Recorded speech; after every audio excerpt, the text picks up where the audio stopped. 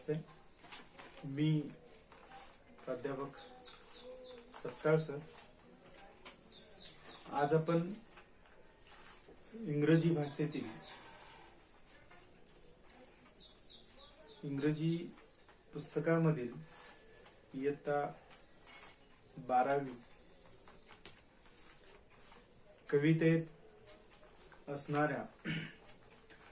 येणाऱ्या figure of speech याबद्दल पाहणार आहोत. फिगर ऑफ स्पीच, भाषेचे अलंकार. फिगर ऑफ स्पीच हे भाषेचे अलंकार. इंग्रजीमध्ये पार्ट ऑफ स्पीच आणि फिगर ऑफ स्पीच असे आहे. पार्ट ऑफ स्पीच म्हणजे शब्दाच्या जाती आणि फिगर ऑफ स्पीच म्हणजे भाषेचे अलंकार. हा सेक्शन या फिगर ऑफ स्पीच हा पोएटिक डिव्हाइसेस मध्ये मोडतो. भाषेचे अलंकार म्हणजे काय? भाषा सामान्यपणे ज्या पद्धतीनं स्त्रिया किंवा माणसं आपलं सौंदर्य वाढवण्यासाठी वेगवेगळ्या साधनांचा उपयोग करतात. आपलं सौंदर्य वाढवण्यासाठी वेगवेगळ्या साधनांचा उपयोग करतात. अशी साधनं वापरून आपण चांगलं दिसावं किंवा आपल्या व्यक्तिमत्वामध्ये प्रभावीपणा यावा यासाठी सौंदर्यात भर पडण्यासाठी अलंकाराचा वापर होतो. त्याच पद्धतीनं भाषेचे अलंकार म्हणजे भाषा त्याचं सौंदर्य वाढवण्यासाठी जी साधनं वापरतात त्या वापरणाऱ्या तंत्राला फिगर ऑफ स्पीच असं म्हटलं आहे. तर कोणते आहेत ते? C. First is a simile. अलंकार आपण इयत्ता 12वीच्या कवितेमध्ये आपल्याला 8 कविता आहेत. 8 पोएम्स आर देयर. या 8 कवितेतील प्रामुख्यानं रिपीट होणारे किंवा जनरली आपल्याला एक्झाम साठी येणारे असे एक 7 ते 8 अलंकार मी तुम्हाला देतो आहे. त्यातला पहिला अलंकार जो आहे तो म्हणजे सिमिली, उपमा अलंकार. या अलंकारामध्ये एखाद्या बाबीमध्ये साम्यपणा असणाऱ्या दोन भिन्न गोष्टी यांची या भिन्न दोन गोष्टीमध्ये तुलना केली जाते, कंपॅरिझन केली जाते. अशा वाक्यामध्ये लाईक, सो, ऍज असं वापरलं जातं. म्हणजे ज्या वाक्यात लाईक, सो, ऍज असं आहे ते वाक्य आपल्याला सिमिलीचं आहे. ओळखायला अगदी सोप्या पद्धतीने आपण ते वाक्य ओळखू शकतो किंवा ती लाईन ओळखू शकतो. फॉर एक्झाम्पल, मी जी उदाहरणं तुम्हाला इथं देतो आहे ते म्हणजे आपल्या नवीन सिलेबस मध्ये असणाऱ्या कवितेतील ओळी या ठिकाणी तुम्हाला मी यामध्ये मेन्शन करतो आहे. यातली पहिली कविता आपल्याला या ठिकाणी जे देतो आहे 2.2 मधील व हे लाईन आहे इंडियन व्ह्यूअर्स या कवितेमधील. Line is like that. Blue as the wing of halcyon world, we wave the robes of a newborn child. Now here it's used as. या कवितेमध्ये तुलना केलेली आहे. या ठिकाणी तुलनादर्शक असे शब्द ॲज असं वापरलेलं आहे.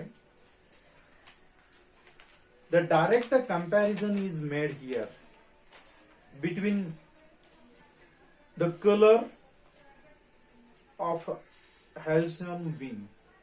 Halcyon, that means name of bird. या एल्चियन नावाचा एक पक्षी आहे, त्याला आपण भारत ध्वज किंवा काय म्हणतात त्याला, पक्षाचं ते नाव आहे. त्याच्या पंखाची तुलना या न्यूबॉर्न असलेल्या छोट्याशा बाळाचे जी कपडे आहेत याच्या कलरशी या ठिकाणी केलेले आहे. Now I'll give you a second line in this poem. And how their wives do hum like bees. And how their wives do hum like bees. Here use like. इथं like दिलेला आहे. याचीही तुलना या ठिकाणी केली आहे. त्यामध्ये this comparison is made here between wife and bees. Wives and bees. दुसरा 2 नंबरचा आपल्याला अलंकार या ठिकाणी आहे तो म्हणजे पर्सॉनिफिकेशन, चेतना गुणोक्ती अलंकार. ज्या वाक्यामध्ये किंवा एखाद्या निर्जीव वस्तूमध्ये किंवा निर्जीव वस्तू ही सजीवाप्रमाणे वागते, त्याच्यात जीव आहे, सजीव जसे वागतात त्या पद्धतीनं कृती करते, असं ज्यामध्ये दर्शवलं जातं तो चेतना गुणोक्ती अलंकार त्या ठिकाणी होतो. उदाहरण मी 2.8 या कवितेतील देतो. Small towns and rivers. उदाहरण बघा. See this. The river has a soul.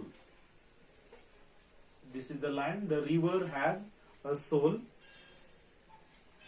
कवी असं म्हणतो की नदीला आत्मा आहे.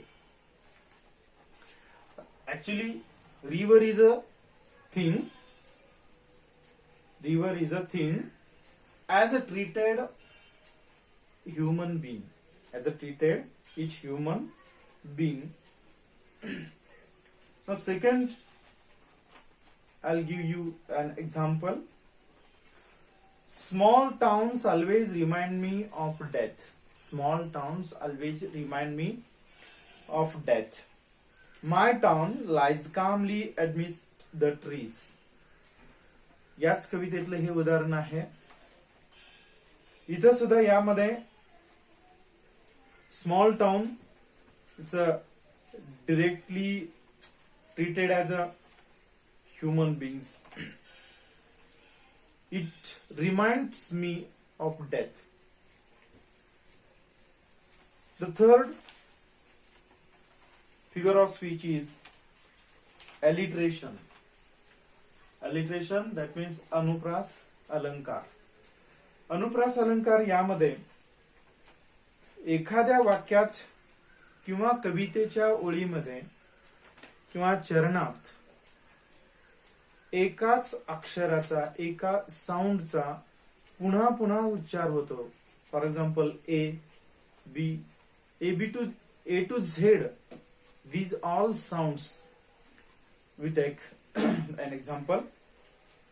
या साऊंडची पुनरावृत्ती होते, पुन्हा पुन्हा येतात. त्या वाक्याला जे ते साऊंड येऊन त्या वाक्याला सौंदर्य प्राप्त होतं. अशा वाक्याला अनुप्रास अलंकार त्या ठिकाणी म्हणतात. फॉर एक्झाम्पल 2.8 मधीलच असलेल्या कवितेतलं हे उदाहरण आहे. We all want to walk with the gods.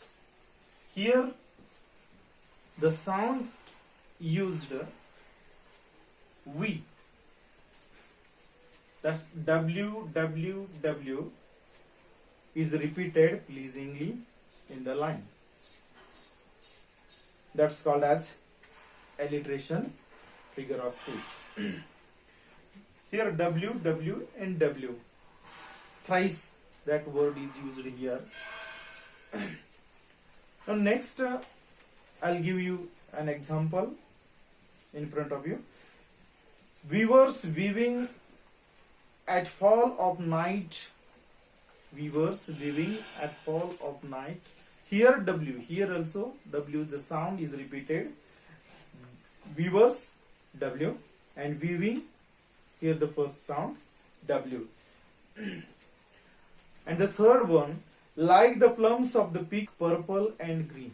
Like the plums of peak, purple and green. And here the sound used a P. It is called as alliteration figure of speech.